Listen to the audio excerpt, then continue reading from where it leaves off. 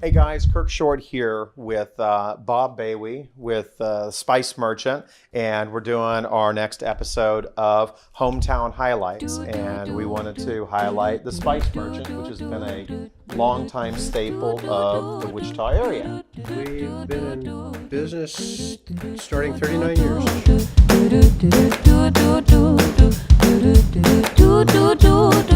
I've had a passion for coffee forever and ever and ever, and long before I started this business. We're in the back room here. It's kind of cold because there's no heating or air conditioning back here, but it's great for storing coffee.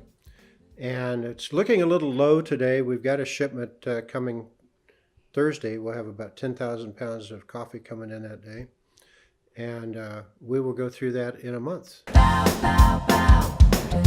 The storeroom that we're in, I was most impressed by the different coffees from all the different locations effectively around the world. Right. We get coffee from Central America, South America, Africa, Indonesia, all the major growing areas except Hawaii and the east coast of Africa. They grow a lot of coffee, but it's not wonderful. But all the really great stuff we try to keep on hand all the time for people.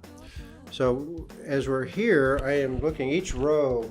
We're kind of disorganized because we got this shipment coming in, but each row represents a different country or a different region within a country. So I was told previously when we talked that one of your favorite coffees is Sumatran.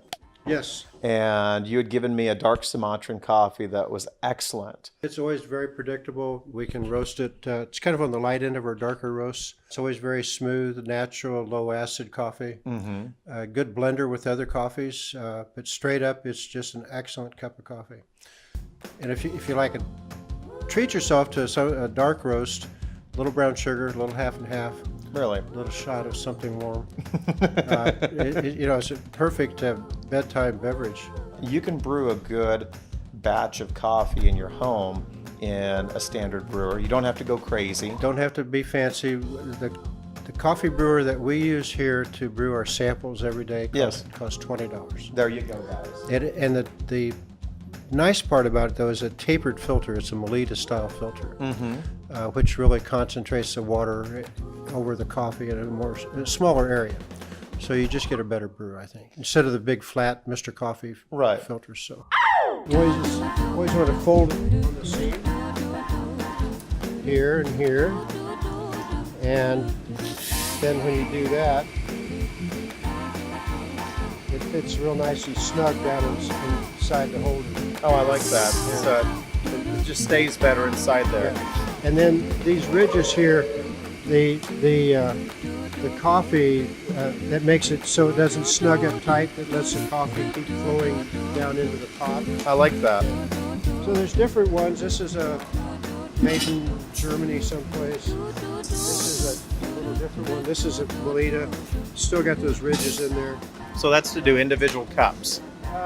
Small pot, individual cup. The roaster we have now is a Loring, L-O-R-I-N-G.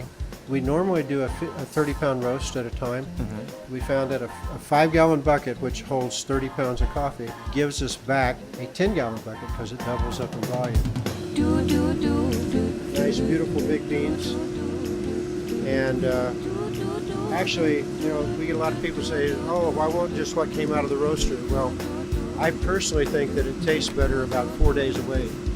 Really? Yeah, it really does. It just seems to smooth out and kind of settle down a little bit. So you had told me before a better way of grinding your coffee. How fine do you grind a good cup of coffee? Okay.